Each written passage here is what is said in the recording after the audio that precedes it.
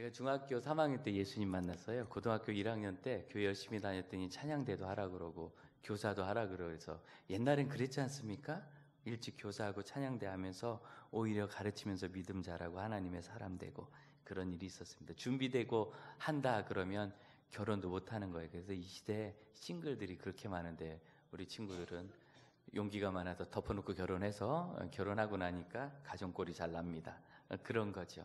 우리 인생을 하나님께서 완성했기 때문에 사용하신다 그러면 여기는 이 목사도 사역할 수 없을 것이며 사도 바울도 선교사가 되지 못했을 겁니다. 아시죠? 사도 바울이 크게 싸우고 헤어진 게 선교 중이었다는 거. 첫 번째 선교여행 잘 갔다 오고 예루살렘 회의도 잘 맞춰서 큰 교회 변화를 이끌어낸 후에 두 번째 선교 나가기 전에 바나바하고 크게 싸워서 둘이 갈라졌어요. 그러니까 완성되지 않은 사람이었다는 거예요. 그 중요한 요한 마가를 데려가는 일 때문에 둘이 싸웠거든요. 근데 마가가 누굽니까? 마가복음을 쓴 사람입니다. 마태, 마가, 누가, 요한 4개의 복음서 중에 제일 먼저 기록된 것이 마가복음입니다. 그럼 여러분 마가가 얼마나 귀한지 알겠죠? 그렇게 귀한 사람을 안 데려가겠다고 사도 바울이 바나바하고 다퉜어요. 그러니까 사도 바울이 잘 완성되었기 때문에 사역을 한 것이 아니라 부족하지만 부족한 중에 사역했고, 그러면 시작한 것이 더 성숙해서 어느 정도 완성되겠죠. 이 땅에 있는 동안 우리가 이룰 목표가 있거든요.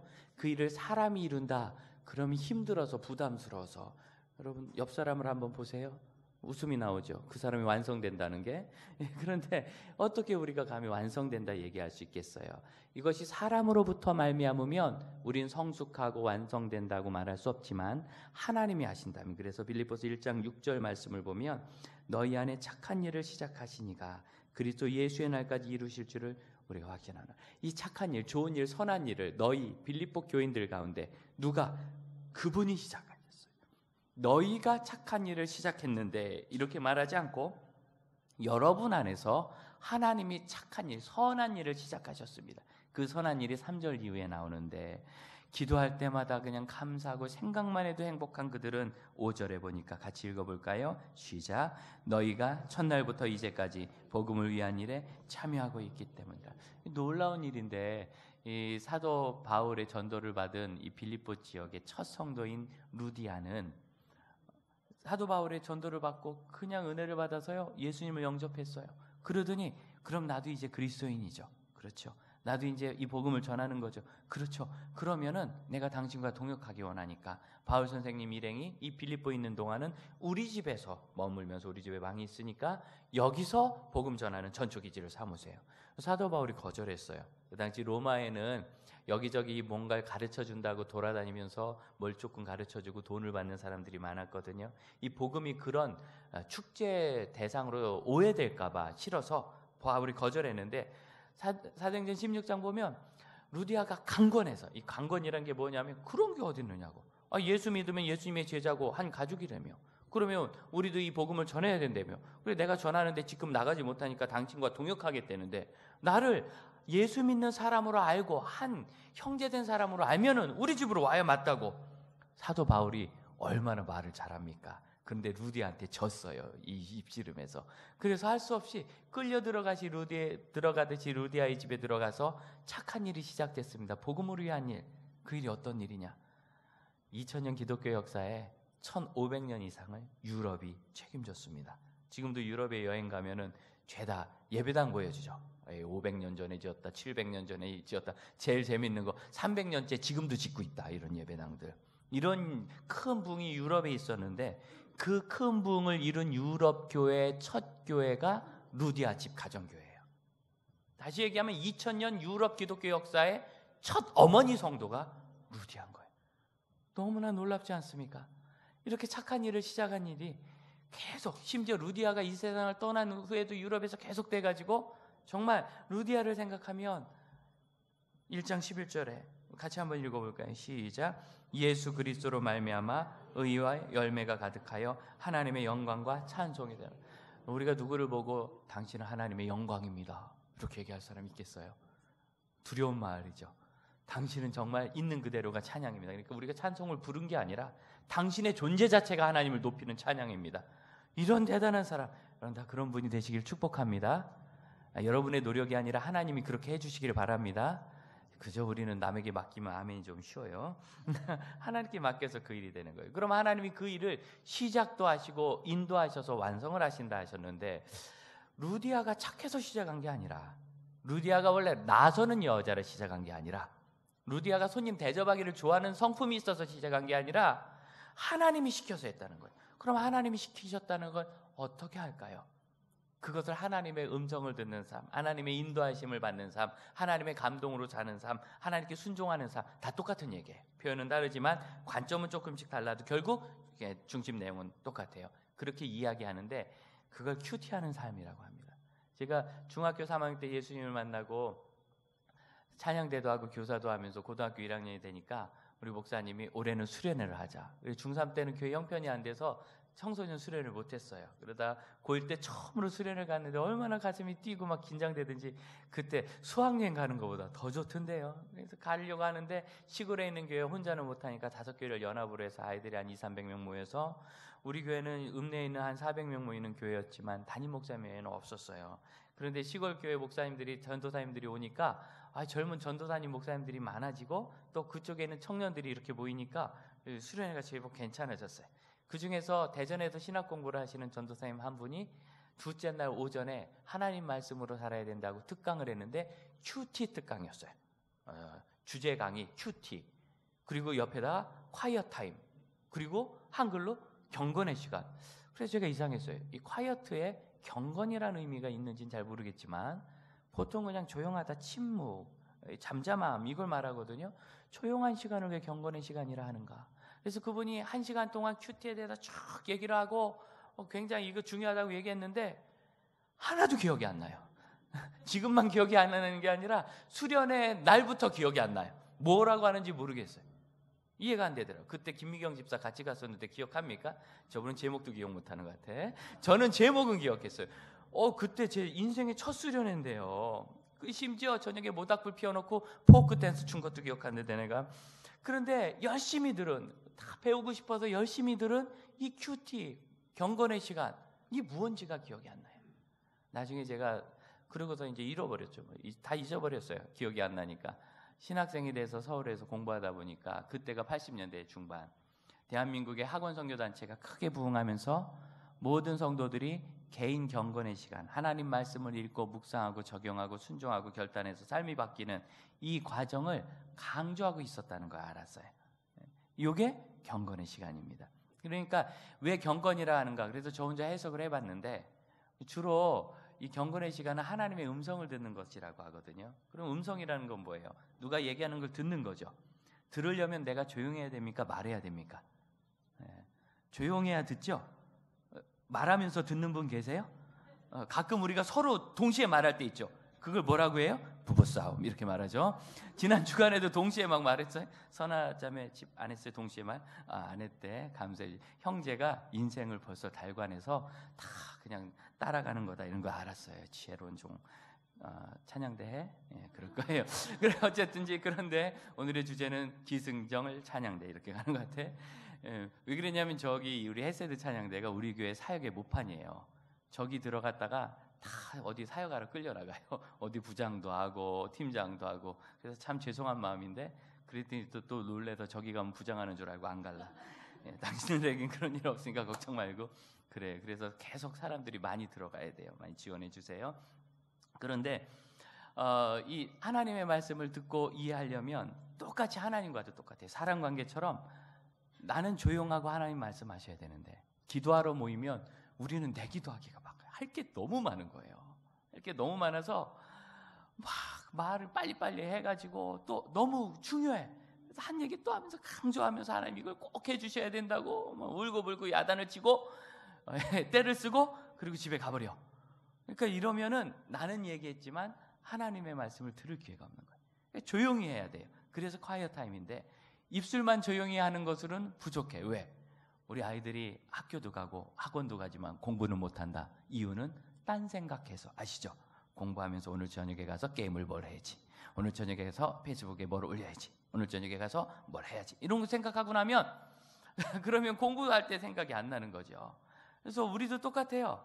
하나님 앞에 잠잠히 기도한다고 하면서 머릿속으로 자꾸 딴 생각이 나기 때문에 이 생각을 하나님의 뜻에 집중해야 되는데 그게 바로 큐티입니다. 큐티는 하나님의 말씀을 읽고 묵상하면서 하나님의 뜻을 새겨나가는 그런 과정이에요. 그런데 루디아가 이때 사도 바울을 만났는데 어떻게 하나님의 뜻을 알고 음성을 들었는가?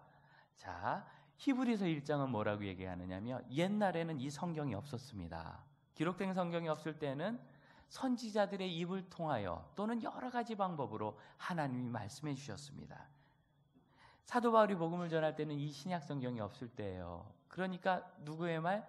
그때는 복음을 전하는 선지자였던 사도 바울의 입으로 이 하나님 말씀이 선포되고 그 말씀 속에서 루디아는 강한 도전을 받은 거죠. 이분을 우리 집으로 모셔서 우리 집에서 복음을 전해서 같이 전도를 해야 되겠다. 그런 소박한 꿈, 어떻게 생각하면 소박한 꿈 아닙니까? 그런 가정인데 그것을 하나님께서 계속 이끄셔가지고 유럽의 영광과 찬송이 되게 한 거예요. 하나님의 영광의 찬송. 그럼 이런 아름다운 일을 이끄는 것이 바로 하나님의 음성에 민감하게 귀 기울이고 듣는 삶입니다. 하나님의 음성을 들으면 이 모든 일이 어떻게 진행되는지를 깨닫게 돼요. 우리가 살면서 이런저런 고난을 만나잖아요. 고난이 왜 어려워요? 언제 끝날지 몰라서 어려운 거예요. 1년 더 하면 이제 끝난다. 3년 더 고생하면 끝난다. 7년 더 고생하면 끝난다. 이거 확신이 있으면 좋은데 곧 끝날 듯, 이제 끝나겠지, 빨리 끝나야 되는데 마음은 급하고 갈급한데 우리는 우리 민생의 미래를 모르니까 언제 끝날지 모르니까 그렇게 괴로운 겁니다. 요셉이 30살에 총리가 될 줄 알았으면 17살에 끌려가면서 내가 끌려가도 14년 후에는 총리 돼. 형들 그때 만나? 이러고 갔겠죠. 근데 끌려가면 이제는 그 당시의 문화로는 끝나는 거예요. 끝나는 거예요. 아니 아프리카에서 노예로 잡혀간 사람이 영국에서 총리 됐다는 얘기 들어보셨어요? 나중에 해방된 다음에 모르겠지만 요셉이 팔레스타인에서 40일 길을 가야 되는 이 애굽 땅으로 끌려가서 팔려갔어요. 언제 만나겠어요? 참 이 막막한 고난. 우리 인생엔 이런 막막한 고난 같은 어려움이 있어요. 그럼 이 고난은 반드시 해석이 필요해요. 해석을 하면 하나님의 뜻을 알게 되거든요. 사도 바울이 어느 날 고난을 당하는데 감옥 안에 갇히게 됐습니다. 이 빌립보서를 편지로 보내는 지금도 감옥 안에 있습니다. 감옥 안에 있다가 잘 보니까 오히려 이 일로 복음을 전하는 일이 잘 된다는 걸 깨달았어요. 12절 같이 한번 읽어보겠습니다. 12절 시작. 형제들아 내가 당한 일이 도리어 복음 전파에 진전이 된 줄을 너희가 알기를 원하노라. 복음 전파에 진전이 되었다. 내가 감옥에 갇혔으니까 이 빌립보 교인들이 사도 바울을 사랑하거든요. 처음에 예수를 믿으면서부터 복음에 동역했던 사람들이니까 사도 바울이 잘 되기를 얼마나 간절히 바라겠어요. 그러니까 걱정을 많이 해요. 걱정을 풀어주려고 나는 갇힌 게 맞는데 오히려 복음이 진전되었습니다 라고 얘기하는 거죠. 이걸 어떻게 알아요? 복음의 진전이라는 걸. 하나님의 말씀을 통하여 하나님께서 바라바오라. 네가 하는 일을 통하여 이렇게 복음이 더 진전되지 않냐 깨닫게 해주시니까 아는 거죠. 사도 바울은 어떤 고난이 있어도 결국 이것이 선한 결과가 될 것을 하나님께 순종만 하면 알아가는 거예요. 가끔은 분쟁도 있어요. 사도 바울 자신도 바나바와 크게 다퉜고 또 바울이 원래 복음을 전하려고 그런 사람이 됐던 게 아니라 사도행전 22장을 보면 내가 이 도를 예수 믿는 이 믿음을 오해해서 예수 믿는 사람을 때리고 감옥에 가두고 잡아서 죽이고 그런 일을 많이 했다. 그걸 회개를 해요. 그러다가 그날도 예수 믿는 사람을 잡아 죽이겠다고 공문을 받아서 다메섹이라는 곳 북쪽으로 한참 올라가야 됩니다. 예루살렘에서 굉장히 먼 곳이에요. 그렇게 먼 곳 지금 시리아의 다마스쿠스라고 하는 그곳 한참 위쪽이거든요. 거기까지 그 열심히 이 대단한 열심입니다. 자기 동네도 아니고 지금은 그 팔레스타인의 성지 순례가도 가지 못해요. 위험한 땅이라 시리아 땅 전쟁이 있는 내전이 있는 곳이라 그런 곳을 막 가면서 찾아다니면서 그리스도인을 해칠 때 그때 갑자기 하나님께서 바울아 예수 그리스도께서 나는 네가 박해하는 예수다. 아니 말이자 가시를 뒷발로 차면 자기 발에 가시 찢기겠지. 너 나를 차니까 오히려 네 삶이 찢어지고 네 영혼이 상한다. 이 소리를 듣고 사도 바울이 예수님 정말 살아계시군요. 깨닫고 회개하고 돌아온 거죠. 사도 바울 자기도 사실은 하나님과 복음으로 해 살던 사람이 아니었는데 오히려 복음의 변화를 겪은 거예요. 이 이야기를 간증하면서 사도 바울이 이 복음을 전하다 보니까 어쩜 이렇게 갈등을 일으키는 사람들이 많은지 시끄럽고 방해를 하고. 그런데 18절 같이 한번 읽어볼까요? 18절 그러면 무엇이냐 시작 거칠애로 무엇이냐 거칠애로 하나 참으로 하나 무슨 방도로 하든지 전파되는 것은 그리스도니 이로써 나는 방해하건 뭐하건 결국 하나님의 이른 그리스도는 더 전파가 되더라는 거예요. 대표적인 사건이 예루살렘 박해 사건이죠. 예루살렘에 큰 박해가 일어나서 야고보 사도는 순교하고 베드로는 감옥에 갇히고 환란이 일어나니까 제자들이 다 흩어져서 온 유대와 땅끝까지 이르러 전도하기 시작한 거예요. 오히려 이런 여러 가지 갈등, 박해, 심지어 분쟁까지도 복음을 전하는 일에 더 유익하더라. 이걸 어떻게 알아요? 하나님의 말씀을 통하여 그가 깨닫는 거예요. 삶의 고통이 있다는 것, 이것으로 하나님이 부르셨다는 걸 어떻게 합니까? 하나님을 만나면 알게 되는 거예요. 목사님, 사도 바울은 예수님이 왜 네가 나를 박해하느냐 이렇게 해주셨지만 저는 예수님 못 만났어요. 우린 못 만났지만 만난 거예요. 왜? 바울이 만난 얘기를 잘 적어놨어요. 그럼 우리가 바울이 들은 하나님의 음성을 성경을 통해서 읽지요. 우리도 똑같이 하나님의 음성을 듣는 거예요. 그래서 요한복음 1장은 태초부터 계셨던 말씀이 육신이 되어 우리에게 오셨고 그분이 예수 그리스도다. 그러면 우리는 이 말씀을 읽음으로 예수 그리스도를 만난 것이요, 아버지 하나님과 함께하는 것이요, 이 말씀을 묵상함으로 하나님, 묵상을 우리가 마음으로 하죠. 하나님이 내 마음에 계시는 일이 지금 현재 일어나는 겁니다. 이 말씀은 우리가 하나님을 함께 동행하면서 섬길 수 있도록 우리에게 주신 거예요. 그래서 바울이 만났던 그 예수님을 우리도 똑같이 성경을 통하여 만나는 겁니다. 그래서 그 삶이 변화된 거죠. 수십 년간 이방 종교, 무속 종교에 빠져 계시다가 하나님께서 70도 넘은 나이에 불러주셔가지고 이번에 이제 학습을 받게 될 우리 교회 새 가족, 지난주에 이제 학습 받기 전에 만나서 대화를 좀 하는데 이런저런 어려움도 있고 상황도 그렇고 뭐 예수 믿는다고 한 방에 빵 해결 안 돼요. 그럼 사람은요 죄인이라서 금방 교만하고 자기 멋대로 가게 돼 있어요. 계속 하나님 부르시는 거죠. 그런 얘기를 했어요. 우리가 고난이 있으니 예수님 만났지, 어머님 일이 잘 됐으면 예수님께 나왔겠습니까? 그랬더니 이분이 막 웃어요. 얼마나 호탕한지 막 웃더니 그렇죠, 내가 잘 나갔으면 안 왔죠 여기. 어려우니까. 그런데 그때는 그 얘기를 예수 안 믿는 사람에게 해보세요. 뭐야, 하나님이 나 꼬시려고 나한테 고난을 주셨다는 거야? 오해를 하는 거예요. 이 도를 오해하여. 오늘날 기독교에 대해서 오해하는 분들이 얼마나 많습니까? 그 즈음에 오신 한 형제들은 한 3주 공부를 하다가, 이분이 공학자인데 한 3주 공부하다 내가 이거 보니까 하나님이 제가 생각하던 분과 많이 다르네요. 그러더니 그 다음에 하는 말, 참 다행입니다. 도대체 하나님을 어떻게 알고 있는 거예요? 그럼 이 세상 사람들이 하나님에 대해서, 교회에 대해서 정말 많은 오해를 가지고 있습니다. 그 일에 우리가 무개념하게 동참하면 안 되고요. 다 어려운 것이, 이 시대가 정말 객관성과 정직함을 가지고 있는가. 예? 정치인 문제나 통일 문제나 또 여러 가지 일들에 대해서 진영으로 갈라서 무조건 자기 편으로 해요. 그러니까 지혜롭고 객관적인 그리스도인들이 특히 그런데 좌든 우든 뭐 보수든 진보든 섞이지 않고 우린 바른 길을 따라갑니다. 그러면 또 막 너는 회색 분자다, 중간에서 부동이고 편이 없다, 이렇게 윽박질러요. 여러분 그거 잘 생각해 보세요. 그게 틀린 얘기입니다. 우리는 좌편, 우편, 보수편, 진보편이 아니라 나라 편이어야 합니다. 국민의 편이고. 그런데 지금 보수든 진보든 국민이 안중에나 있어요? 자기네 정권 유지와 자기들이 정권을 갖고 자기들 뜻대로 나라를 바꾸려고만 하죠. 국민의 마음이 상처를 받든 말든, 저희 평양에 가서 상처를 받든 말든, 여러분 제가 통일운동하는 목사 아닙니까? 그 경기를 얼마나 기대했겠습니까? 근데 가가지고 우리 축구 선수들이 갔다 와서 한 얘기가, 참 많은 분들, 그건 보수고 진보고 다 상처를 받았어요. 근데 거기다가 아무런 국민에 대한 생각과 배려가 없는 거예요. 얘 조용히나 얘기하지, 그걸 또 크게 얘기해가지고 뉴스에 나와가지고. 이게 뭐냐면 진영을 위주로 살아가는 사람들. 근데 그리스도인은 아닙니다.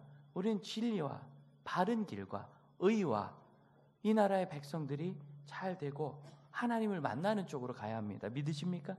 아무것도 없는 거예요. 아니, 분당에 있는 한 교회가, 거기 청소년 가르치는 목사님이 동성애에 대해서 우리가 분명히 비성경적이고 받아들일 수 없지만 막말을 하면 안 된다고. 당연한 얘기죠. 여러분, 그리스도인은 막말하는 사람들이 아닙니다. 여러분은 굉장히 품이 있고 기품이 있는 분들입니다. 왜 그런 표정을 지으세요? 여러분들 얘기해요. 막말하면 안 되는데 그걸 우리가 막겠다고 해서 그 증오 발언이라고 하죠. 혐한. 일본 사람들이 한국을 불편하게 생각할 수 있죠. 사실 역사 이래로 계속 불편해 왔잖아요. 우리 여전히 이순신 장군 임진왜란 얘기하고 일제시대 얘기하잖아요. 거꾸로 그분들도 자기들 할 말이 또 있는 거예요. 그래서 의견이 안 맞을 수 있지만 혐한 발언하면 옳지 않은 겁니다. 거꾸로 일본 발언해도 안 되는 겁니다. 일본은 일본이고 영혼은 영혼이고 사람은 사람이지, 우리는 한 편에 서서 한국 편이냐 일본 편이냐 이러면 그렇잖아요. 어쩜 그렇게 축구만 하면 전쟁으로 하는지. 그러고 났더니 평양 가서 전쟁 당하고 온 게 남의 얘기가 아니까 우리도 그렇게 하니까. 그래서 이 모든 것이 바른 길을 추구해야 되는데 치우쳐 있다는 거예요. 우리 마음 자체가 치우쳐 있어요. 그러면 하나님의 음성을 바로 듣지를 못해요. 하나님이 말씀하셔도 내 마음이 치우쳐 있으니까 내가 원하는 대로. 하나님의 말씀을 아무리 읽어도, 바울의 얘기를 들어도 나는 하나님의 음성을 깨닫지 못하겠습니다. 이유는 간단해. 하나님 말씀하옵소서, 제가 들어보고 결정하겠나이다. 우리가 이렇게 생각하는 거예요. 하나님 뭔가 나에게 가르쳐 주시면 이게 내가 할 만한가, 내가 좋아하는 건가, 내 스타일인가, 내 철학에 맞나, 딱 보고 결정하겠다. 그러면 하나님 말씀 안 하십니다. 하나님은 바보도 아니고 우리에게 매어 지내는 분도 아니십니다. 만한 거 아니겠어요? 하나님 말씀을 들으려면 제 뜻에 맞지 않고 제가 자라온 환경과 다르고 제 스타일이 아니어도 저는 진리를 따르고 하나님의 뜻에 순종하겠나이다. 말씀하옵소서. 그래야 비로소 하나님의 음성이 들리고 깨달음이 오는 거예요. 오해를 해가지고 자기 마음대로 그렇게 해나가는 것, 이렇게 가면 안 되는 거예요. 그분이 제가 하나님에 대해서 오해했습니다라는 이야기가 얼마나 행복했는지 몰라요. 일단 우리 교회가 하나님을 잘 전하고 있구나 이래서 좋고, 또 이렇게 정직한 분이, 그분이 처음에는 편견을 갖고 왔단 말이죠. 교회와 기독교 신앙에 대해서, 하나님에 대해서. 그런데 공부하는 동안은 편견을 좀 접었으니까 이렇구나 해서 3번 공부만 해? 내가 오해했구나 알고 지금 얼마나 열심히 기도하고 예수 잘 믿는지 몰라요. 변화가 일어나는 겁니다. 어려운 일이 있기 때문에 우리가 하나님 앞에 한 번 더 나올 수 있는 은혜가 되는데, 사도 바울은 뭐라고 얘기하는가? 29절 한번 보세요. 29절 같이 한번 읽어봅니다. 그리스도를 위하여 너희에게 은혜를 주신 것은 다만 그를 믿을 뿐 아니라 또한 그를 위하여 고난도 받게 하려 하심이라. 은혜를 주신 것은 그를 믿고 고난도 받게 하려고 합니다. 우리는 고난을 이길 은혜가 필요한 줄 아는데요, 고난이 있다면 이미 은혜가 있는 거예요. 은혜를 왜 주셨는가? 고난이 올 거니까, 고난을 이기라고. 그러니까 내가 지금 어느 고난을 겪고 있다면, 두려움이나 걱정이나 어려움이 있다면 그걸 이길 은혜가 이미 나에게 있다는 걸 이 말씀으로 믿으시길 바라요. 하나님, 저는 아무리 생각해도 제가 은혜가 없고 힘도 없고 믿음도 없고 이거 못할 것 같아요 라고 생각하는 그 마음이 은혜인 거예요. 저는 하나님 이거 충분히 할 수 있어요. 이게 교만이죠. 저는 이 어려움을 어떻게 헤쳐나가야 될지 모르겠어요. 그게 은혜예요. 모르겠으니까 하나님께 나와야죠. 이미 우리에게는 은혜가 있어서 그 고난을 겪을 만한 힘이 있는 겁니다. 사도 바울이 제가 감옥에 갇혀보니까 이 속에서도 내가 복음을 전하는구나. 매를 맞아보니까 이 매를 맞은 것을 통해서 복음을 전해요. 언제? 그 빌립보의 감옥에서. 사도 바울이 억울하게 매를 맞고 감옥에 갇혔을 때 그가 매를 그냥 참고 맞았어요. 왜 참고 맞았나 모르겠어요. 왜냐하면 나는 로마 시민인데 재판도 안 받고 나를 처벌하겠다고 이랬으면 바로 풀려나요. 로마 시민은 황제에게까지 상소할 수 있는 권한이 있기 때문에 함부로 할 수가 없는 거예요. 로마 시민권은 소수의 사람만 누리는 특권이었습니다. 그런데 그가 그 주장을 하지 않았어요. 저는 이 일을 오래 묵상합니다. 작은 권한 하나를 있으면 우린 그걸 가지고 뭐라도 하다못해 비행기라도 빨리 타고 싶어하고 배라도 빨리 내리고 싶어하는데, 사도 바울은 자기가 가지고 있는 권한을 참았어요. 권한을 항상 그런 건 아니에요. 어떤 땐 그걸 아주 적극적으로 사용했어요. 그런데 빌립보에선 그걸 참았어요. 어떻게 그때 참아야 되고 참음으로써 그 간수의 가족을 구원할 수 있다는 걸 알았을까? 그 일로 그가 감옥에 갇혔을 때 그가 간수의 가족을 구원하는 역사가 일어나는 겁니다. 놀라운 일이고 아마 그 감옥에 갇혔던 죄수들도 다 회개했을 거예요. 왜? 바울 일행이 찬양하고 기도하는데 지진이 나더니 묶인 게 다 풀렸거든요. 더 놀라운 건 아무도 도망을 안 갔어요. 아무도 도망을 안 갔어요. 왜 그랬을까요? 바울의 그 가르침과 기도와 찬양에 바울 일행에 다 압도된 거죠. 아마 그 감옥에 있던 사람도 뭐 성경에 안 나옵니다만 당연히 전부 다 회개하고 예수 믿었을 겁니다. 어떻게 바울은 그걸 참아야 되는 걸 알았을까? 여러분, 이것이 하나님의 인도하심을 받는 사람인데, 어떤 고난이든지 있는 것은 그것을 우리가 이길 힘을 하나님이 이미 주셨다는 사실을 믿으시기를 축복합니다. 그래서 하나님의 말씀을 잘 이해하고 묵상하면 자기 삶에 있는 많은 어려움들이 해결돼요. 이 큐티를 어떻게 해나가느냐면 처음에 찬양을 부르고 그 다음에 찬양은 내가 좋아하는 거 부르고 싶은 거 그때 불러야 될 것 같은 거는 부르시면 돼요. 그리고 하나님 앞에 기도합니다. 아까 말씀드렸죠. 주님 제 중심에 마옵소서, 말씀하옵소서, 제가 순종하겠나이다. 이래야지 주님 제 중심에 말씀하옵소서 들어보고 결정하겠나이다 이러면 안 들리는 거예요. 순종하겠나이다. 그리고 성경을 한 3번 정도 본문을 읽어요. 그리고 읽고 그 다음엔 그걸 묵상하는데 묵상을 머릿속으로 하면 안 돼. 왜? 우리 머릿속으로 하면 자꾸 딴 생각이 나요. 묵상하다 말고 가만히 저 까나리에 얼마 지었더라 하면서 큰 걸 사나 작은 걸 사나 자꾸 딴 생각이 나요. 이게 잠잠한 게 입으로는 되지만 정신 잠잠한 게 안 돼. 그래서 어떻게 해야 되느냐? 반드시 써야 돼요. 하나님의 뜻이 뭔지 그냥 생각나는 거 깨달아지는 대로 쓰다 보면 거기다 까나리 쓰는 사람은 없어요. 하나님 말씀을 쓰게 돼 있어요. 쓰고 그리고 나서는 깨달아지면 결단을 하게 돼 있어요. 결단하고 이 결단대로 내가 어떻게 적용해서 삶을 바꿀 것인지, 내가 그렇게 살아야 되겠다 결단하고 나는 이렇게 하겠습니다. 예를 들어서 이제는 염려하지 않겠습니다. 염려하지 말아야 되겠다. 그리스도는 결단했으면 적용할 거 써야 돼요. 내가 우리 아들 때문에 얘가 방황해서 안 들어올까 봐 자꾸 걱정해. 염려하지 않겠습니다. 그리고 집에 가서 봤더니 염려가 막 올라와. 아들의 얼굴을 보는 순간 염려가 쏟아질 때 내가 염려하지 않겠다고 적용했으니까 염려 안 해야지 하고 아들아 하고 웃으면 아들이 깜짝 놀라서 엄마 또 세미나 듣고 왔구나 뭐 이렇게 얘기하는 거죠. 그래서 아니다. 하나님 말씀 읽었는데 내가 너한테 너무 걱정 많이 한 것 같다. 너는 하나님 지키신 아들이니까 엄마가 기도할게. 걱정하지 마. 이렇게 해서 관계가 개선이 되고 아이가 평안해지면 자기 길을 찾기 시작하는 거예요. 잔소리로 바꿀 수 있을 것 같으면 잔소리 잘하는 엄마 밑에 아들이 제일 잘 크죠. 우리가 그런 능력이 있습니까? 하나님의 말씀이 나에게 어떻게 가르치는가? 오래전에 96년도 9월에 신대원 2학년 때 제가 가을 학기를 시작하는데 제 마음에 아주 근심이 가득해요. 제 아내가 배가 이만해가지고 큰애를 출산할 때가 됐는데 제가 신학원 1학년 때 결혼을 했거든요. 결혼하면서 뭐 지들 마음대로 되는 줄 알아. 20대 중후반에 3년 정도 있다가 신학원 3학년 때 아이를 가지면 졸업하고 아기를 낳으면 그때 내가 전임 전도사를 하면 교회에서 생활비를 좀 생활할 만큼 줄 테니까 애를 키울 수 있겠다. 왜냐면 제 아내는 유아교육을 하고 나는 아기 낳으면 무조건 직장 그만두고 애 키운다. 이렇게 선언을 했어요. 아이가 초등학교 저학년 벗어날 때까지.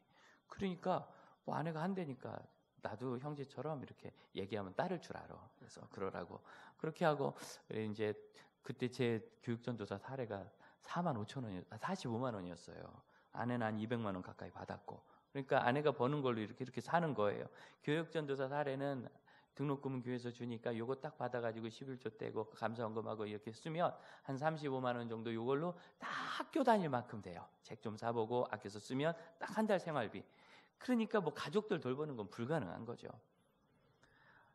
그런데 96년도 2월 말에 이제 개강 수련을 하면서 찬양팀이니까 오전에 와 그래서 알아서 갈게 친구들한테 얘기해놓고 났는데 새벽에 와 하는 소리가 나서 놀라서 깨보니까 제 아내가 임신 테스트를 해봤는데 애를 가졌다는 거예요. 결혼하고 한 달 만에 생긴 애예요. 기절하는 줄 알았어요. 이러고 막 울어요. 아기가 생겨서 좋아했는데 울어. 왜? 지난 겨울에 감기약도 많이 먹고 그랬는데 어떡하냐 몰랐으니까. 이제 친구들한테 내가 빨리 못 간다고 문자 넣어놓고 그리고 뭐 병원 가서 뭐 몇 주 됐습니다. 그 다음에 우리 다 아는 거. 그하고 이제 저녁 때 들어가서 내가 이래도 못 왔다. 그랬더니 다들 막 아기가 생기를 축하한다고. 내 속도 모르고 뭔 축하야. 축하한다고. 그래 이제 아이 배가 불러오는데 아내는 분명히 저를 눈을 똑바로 뜨고 10번 이상 확인을 시켰습니다. 애기 남나 그만할 거예요. 이렇게 굳이 얘기 안 해도 내가 다 기억하고 있는데 계속 이제 9월이 되니까 10월이 되면 산딸이라 배가 많이 불렀는데 바로 눕지도 못하고 모로 누웠다 뒤집어 누웠다 아주 힘들어하면서 이만큼 돼서 가을 학기가 됐죠. 큐티를 하려고 하는데 큐티 할 데가 없어서 제 차로 들어갔어요. 그때 신학생들이 차 가진 사람이 몇 안 됐는데 1학년 때 갑자기 사역이 커지면서 여기저기서 와서 집회를 해달라고 또 같이 동역을 하자고 요청을 하는데 뭐 그때 대중교통이 지금보다 훨씬 안 좋았고 또 환승 제도가 없어서 어디 가려면 돈도 많이 들어갔어요. 갈아탈 때마다 돈을 내고 그리고 교회 집회는 또 밤늦게 끝나잖아요. 그럼 갈 길이 없는 거예요. 그래서 많은 데를 못 갔어요. 안타까워가지고 기도해서 하나님 저에게 혹시 차를 하나 작은 거라도 작은 거라도 주시면 제가 최선을 다해서 사역하는 데 쓰겠습니다. 이게 사실 불가능하다고 생각했는데 하나님이 그의 가을에 차를 한 대 주셨어요. 그래가지고 그걸 가지고 열심히 사역을 정말 다녔어요. 총신 신대원이 그때 학생이 너무나 많아가지고 큐티할 것도 없어요. 심지어 숙소가 없어서 강의실에 텐트 치고 주무시는 전도사님이 있었어요. 수업 시작할 때까지 텐트를 안 걷어가지고 아주 난리도 나고 잠에서 못 깬 거죠. 밤새 숙제하다가 그런 아주 야단 법석할 때라서 조용히 콰이어 타임 조용해야 되는데 조용한 데가 없으니까 제 차로 들어간 거예요. 문 딱 닫고 차로 들어가는데 마음이 행복하지가 않아. 차 지붕이 둥근 거였거든요. 안에 배 같아서 전혀 행복하지 않아. 안에 들어갔더니 둥근 핸들이 안에 배 같아서 별로 행복하지 않고 두꺼운 성경이 꼭 안에 배 같아서 별로 행복하지 않고 그냥 걱정 근심만 보이는 거죠. 그런데 큐티할 때 참 좋은 방법이 뭐냐면 노트에다가 그날 나의 걱정거리, 근심, 하나님께 인도함 받기 원하는 것을 쓰고 시작한. 그래서 썼어요. 하나님, 제가 출생한 아이와 관련해서 사실 경제적인 근심이 있습니다. 하나님 인도하심을 받기를 원합니다. 썼어요. 왜 그러냐면 9월이 시작하면서 이 차를 팔아야 되나? 아니 세상에 45만 원 받는 전도사 주제에 아기까지 나가지고 차를 타고 다닌다는 게 말이 되나? 얘를 팔아야 되나? 그럴 생각을 하면서 큐티를 시작했는데 그때 딱 만난 말씀이 빌립보서 4장 19절이에요. 여러분 한번 찾아 읽어보시겠습니까? 빌립보서 4장 19절 같이 읽습니다. 시작. 나의 하나님이 그리스도 예수 안에서 영광 가운데 그 풍성한 대로 너희 모든 것을 채우시리라. 영광 가운데 그 풍성한 대로 너희 모든 것을 채우시리라. 저는 삶에 큰 변화가 있을 때마다 제 개인적으로 빌립보서를 사랑해서 이걸 묵상합니다. 이때가 아마 한 10번째 큐티 안 될 거예요. 그러니까 한 4절에서 5절, 10절 정도를 나누어서 매일매일 아침마다 20-30분 묵상하니까 깊이 보는 거예요. 10번을 보는 동안 이 말씀이 저에게 큰 은혜가 됐던 적은 없어요. 근데 그날 어쩌면 그렇게 제가 일부러 이걸 찾은 건 아닙니다. 큐티를 할 때 이렇게 넘겨가지고 딱 짚고 하는 분이 있는데 잘못하면 목매어 죽더라 이런 말씀 나와요. 그래가지고 아침부터 이게 뭔 소리냐고 딱 쳤더니 가서 너희도 그거 같이 하라 이렇게 나와가지고 힘들어지는 인생이 그런 게 아니라 정해놓고 차례로 따라가는 거예요. 한 2주째 이 본문을 묵상하면서 그날이 그 본문이었던 거예요. 읽는데 얼마나 놀라고 은혜가 되든지 그러면서 이제 막 마음에 하나님의 음성이 막 쏟아지는데 야 네가 찾으면 열심히 사역한다고 해서 줬더니 열심히 해서 좋은데 내가 너 지난 1년간 한 번이라도 기름값 안 준 적 있냐? 중고차니까 망가지거든요. 수리비 안 준 적 있냐? 내가 다 줬는데 생각지도 않은 일어나지도 않은 일 갖고 네가 이럴 수 있냐? 네가 나를 믿는 아들 맞냐? 막 말씀하는데 얼마나 회개가 되든지 그래서 크게 회개하고 거기다가 적용, 결단 돈 문제로 걱정하는 건 사역자가 아니다. 적용 태어날 아이로 인하여 경제적으로 걱정 안 하겠습니다. 딱 적고 차문을 나오는데 얼마나 행복하든지 물론 안에 배를 보는 그 순간 다시 근심 오는데 적용한 게 있죠. 아이로는 걱정하지 않겠다. 어른으로는 해도 딱 걱정 끊고 그래서 얘가 태어난 거예요. 얘가 그게 12월 10일 날 우리가 하나님의 음성을 듣는다는 것이 우리가 하나님을 만나야 되는 건데 만나는 일이 성경을 읽는 거예요. 성경을. 그럼 이 속에서 이 성경은 살았고 운동력이 있다. 죽은 건 뭐예요? 기계는 내가 만들면 만든 대로 돼요. 심지어 실수하면 실수한 것까지 그대로 반영이 돼요. 하지만 생명은 그렇지 않습니다. 애를 키웁니다. 키운 대로 크든가요? 다르게 크죠. 왜? 살아있어서 그런 거예요. 걔가 키운 대로 크면 로봇이죠. 나는 그렇게 안 키웠는데 이상하게 커. 왜 그럴까요? 옛날의 나를 닮아서. 다 그런 거예요. 하지만 살아있기 때문에 어쩌면 나를 닮는지, 나를 안 닮기 원한 걸 제일 많이 닮어. 왜? 그게 내 눈에 제일 많이 보이거든요. 안 닮았으면 안 거. 살아있기 때문에 그런 거예요. 이 하나님 말씀은 살아있는 하나님의 말씀이라 어떤 상황에서도 우리에게 하나님의 뜻을 전해줍니다. 사실 이 빌립보서 4장 19절은 나를 위한 말씀이 아니라 사도 바울이 지금 빌립보 교인들이 복음 전할 때부터 루디아가 자기 집에 재우면서, 여러분 돈이 얼마나 많이 들었겠어요. 사도 바울이 팀으로 다녔거든요. 거기서 먹고 자면서 생활했으니까 돈이 많이 들었을 텐데 그걸 다 부담하면서 사도 바울의 선교를 이루어서 빌립보의 유럽 첫 교회가 생겼는데, 그런데 그들이 지금까지 10년 넘게 지나는 동안 계속 동역을 해요. 계속 성경음을 보내더니 바로 위에 4장 18절, 나는 모든 것이 풍부한데 너희가 준 것을 받아서 풍부하다. 이제는 아예 막 넘치도록, 교회가 크게 부흥했으니까 더 많이 보내는 거예요. 왜? 사도 바울의 선교 열매가 좋으니까 우린 저분 통해서 선교하면 돼. 계속 보내는 거죠. 넘치도록 되니까 그것을 감사하면서 너희 모두 쓸 것을 채우리라고 빌립보 교회를 축복했는데, 저는 나의 모두 쓸 것을 채우리라고 나에게 주신 말씀으로, 이게 살아있는 말씀이에요. 하나님이 하신 거. 그러고 나서 이제 지난 주간에 이 말씀을 묵상하는데, 사실은 나를 위한 말씀이 아니라 선교사로서 그들을 위한 말씀이어야 되잖아요.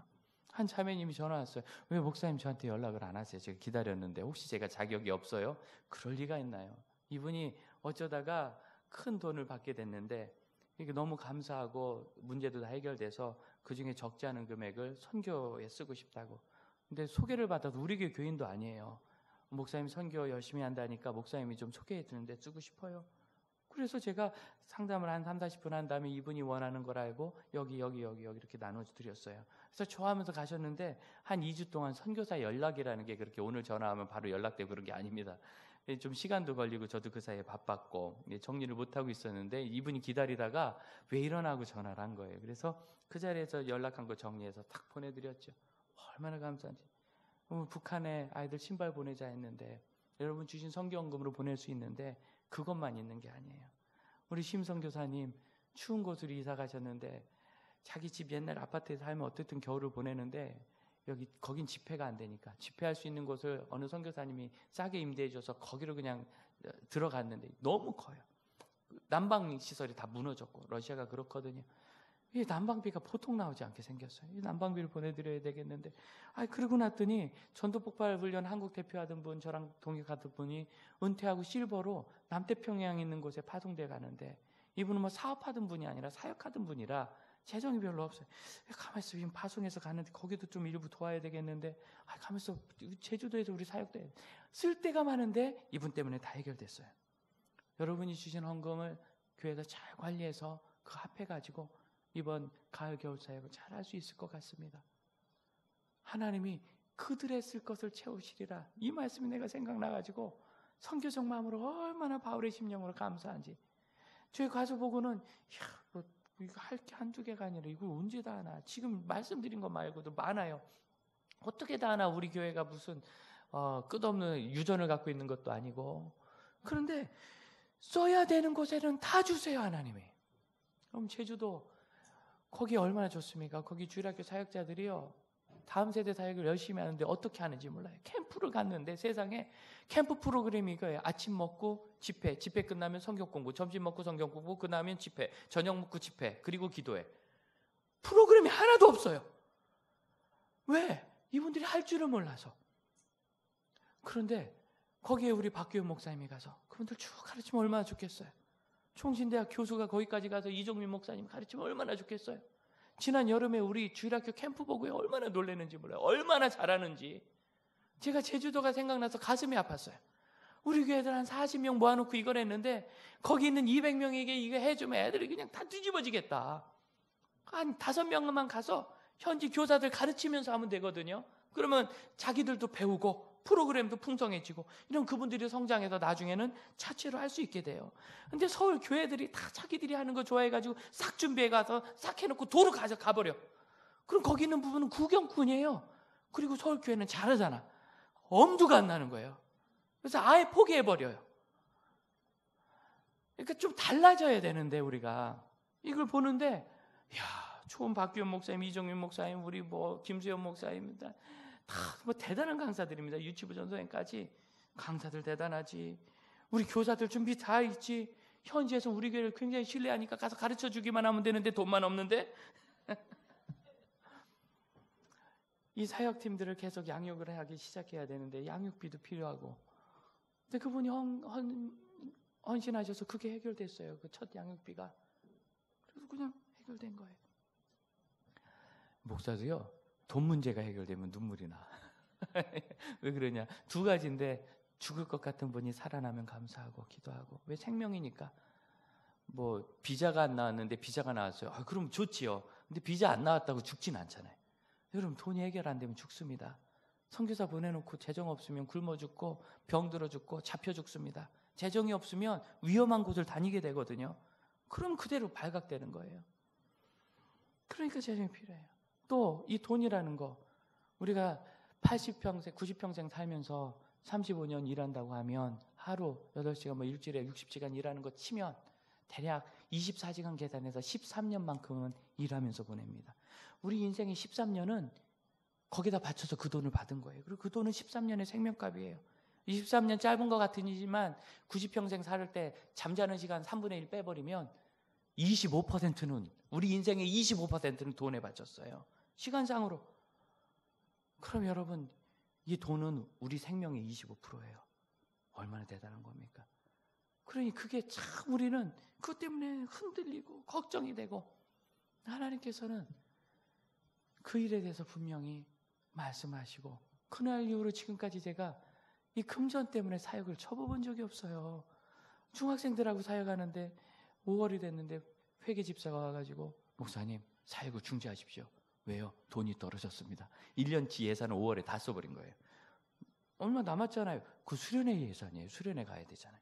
제가 그 집사님 손을 잡고 제 인생의 소망이 돈 떨어져서 그만하는 겁니다. 저도 쉬고 싶습니다. 이거 다 써버리고 수련회 때 돈 없으면 그냥 여기서 우리 부흥회합시다. 집회 잘하니까. 그분이 기가 막히게 하고 가시더라고요. 2주 후에 와가지고 목사님 죄송합니다. 왜요? 지난주에 누가 헌금을 했대. 1,000만 원을 수표로. 봉투에 뭐라고 써있느냐? 교회에는 말하지 말아주세요. 왜? 교회에 말하면 뺏긴대요. 교회 하지 말하지 말라고. 그래서 우리가 교회 말 안 하고 잘 썼어요. 예. 헌금자의 소망을 들어드려야지. 잘 썼어요. 선배에게만 간단하게 얘기하고 잘 썼는데 연말까지 그런 헌금이 계속돼가지고 결국 그해 마지막 할 때 한 500만 원 가량 남았어요. 하나님이 주시더라고요. 그래서 저는 못 쉬었지 뭐. 쉬었어야 되는데. 지금까지 하나님은 너희 모두 쓸 것을 채우시래요. 저는 사역자니까 사역에 대해서 그래요. 자녀들 공부할 때 너희 모두 쓸 것을 다음 세대로, 믿음의 세대로만 키우신다면, 여러분 나이 인생 황혼기에 나는 은퇴 노후 준비 못했어? 여러분 쓰실 것을 하나님의 뜻대로 사는 노인이 되신다면, 하나님의 뜻 안에만 있다면 그것이 하나님의 음성을 듣는 삶입니다. 하나님의 영광의 찬송이 되기까지, 영광과 찬송이 되기까지 이 시간 우리 함께 묵상합시다.